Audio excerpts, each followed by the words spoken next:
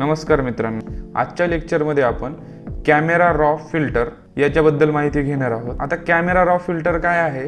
तुमच्या ज्या इमेजेस आहे त्याची एडिटिंग एका आणखी हाय लेवलला किंवा प्रो लेवलला करण्यासाठी कॅमेरा रॉ फिल्टरचा यूज होतो।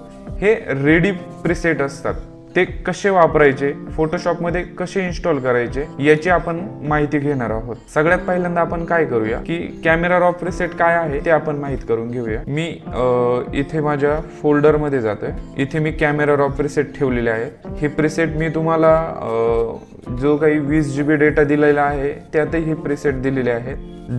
.xmp या फॉर्मॅटमध्ये हे प्रीसेट असतात। हे सगळे प्रीसेट वेगवेगळे प्रीसेट रेडी करून ठेवलेले आहे। वन क्लिक फोटो रिटचिंगसाठी, एडिटिंगसाठी याचा तुम्हाला चांगल्या प्रकारे यूज करता येतो। हे इथून कॉपी केले, तुम्हाला इथून कॉपी करायचे, Ctrl+A करायचं, Ctrl+C। त्यानंतर तुम्हाला काय करायचं आहे की एक डिरेक्टरी आहे, ही एक डिरेक्टरी आहे, मी तुम्हाला दाखवतो। ही सगळ्यात पहिल्यांदा तुम्हाला C ड्राईव्हला जायचं आहे। ही डिरेक्टरी बघून घ्या C ड्राईव्हला। त्यानंतर युजरमध्ये, त्यानंतर युजरचं नाव येईल, त्यानंतर ॲप डेटा या फोल्डरमध्ये जायचे, त्यानंतर रोमिंग, त्यानंतर ॲडॉब आणि कॅमेरा रॉ।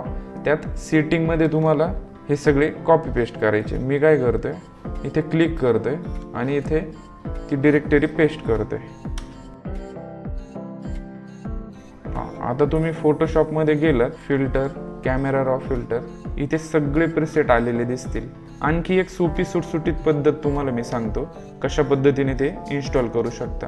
तुम्हाला काय करायचं आहे, इथून कॉपी केली तुमचे प्रीसेट, तुम्हाला इथे डॉक्युमेंट्समध्ये जायचं आहे। इथं ॲडॉब नावाचं फोल्डर येतं। त्यानंतर जर तुम्ही मीडिया एन्कोडर इन्स्टॉल केलेला असेल तर मीडिया एन्कोडर येतं, क्लिक करायचंय, 12.0 वरती क्लिक करायचंय। इथं प्रीसेटचा ऑप्शन आहे, इथेही तुम्ही पेस्ट करू शकता।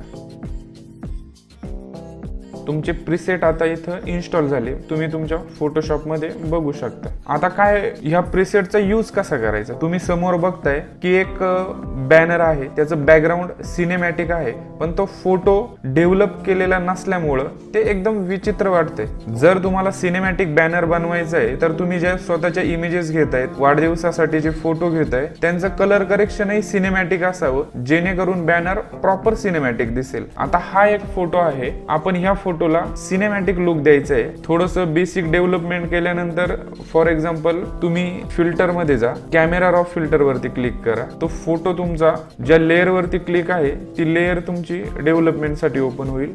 आता तुम्हाला इथं काय करायचंय, लास्ट विंडो वरती क्लिक करायचंय। इथं वेगवेगळे फिल्टर आहे, वन क्लिक करून तुम्ही ते फोटो फिल्टर चेक करू शकता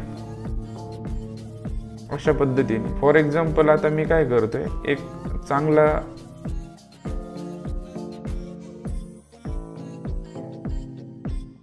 हा मी ग्रीन मूडी बाय जॅक हा प्रीसेट याच्यावरती फायनल केला। तुम्ही बाकीचेही चेक करू शकता,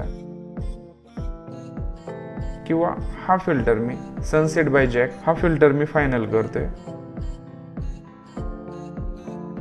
आता या फिल्टरला आपण आणखी कस्टमायझेशन करू शकता। तुम्ही फर्स्ट विंडो वरती जायचे, इथून तुम्ही एक्सपोजर वगैरे थोडं कमी जास्त करू शकता, कॉन्ट्रास्ट कमी जास्त करू शकता, क्लॅरिटी अजून थोडी कमी जास्त करू शकता। त्यानंतर इथे हायलाइट्स असेल, लाईट्स असेल, हे कमी जास्त करू शकता। आणि सगळ्यात महत्वाचं, तुम्हाला इथनं नॉइज रिडक्शन म्हणजे ल्युमिनन्स कमी जास्त करायचं आहे। अशा पद्धतीने ओके केलं। आता तो फोटो ऍक्च्युअल त्याला दिसतोय, तर अशा पद्धतीने तुम्ही कॅमेरा प्रीसेट यूज करू शकता। आपण आणखी एक फोटो घेऊया जिथे तुम्हाला कॅमेरा रॉ फिल्टर यूज करता येईल। किती चेंजेस दिसतंय ते तुम्हाला लगेच कळून येईल। लॉक काढलं मी, त्यानंतर काय करूया, फिल्टरमध्ये जायचंय। आता इथं जे येईल ते कॅमेरा रॉ फिल्टर, तुम्ही पाठीमागचा जो फिल्टर यूज केलेला आहे तो वन क्लिक इथं अप्लाय होईल। अशा पद्धतीने आपल्याला हे नको आहे, मी त्यासाठी काय करतोय, फिल्टरमध्ये जातोय, कॅमेरा रॉ फिल्टर वरती क्लिक करतोय। कॅमेरा रॉ फिल्टर यूज करायच्या आधी तुम्हाला इमेजचे ॲक्ने वगैरे जे काय आहे ते हेलिंग ब्रश टूलने आधी काढून घ्यायचे, म्हणजे आणखी ॲप्रोप्रिएट दिसेल। याच्यावरती क्लिक केलं, हे बघा आता तुम्ही इमेज थोडी झूम आउट करतो मी, आता तुम्ही ॲक्च्युअल बघू शकाल की कशा पद्धतीने तुम्ही काम करू शकता। हा वेगवेगळे टोन्स आहेत, अशा पद्धतीने तुम्ही इमेज डेव्हलप करू शकता। ती कस्टमाइज करू शकता. ल्युमिनन्स मी थोडा कमी केला. तर अशा पद्धतीने तुम्ही कॅमेरा रॉ फिल्टरचा यूज करू शकता. धन्यवाद.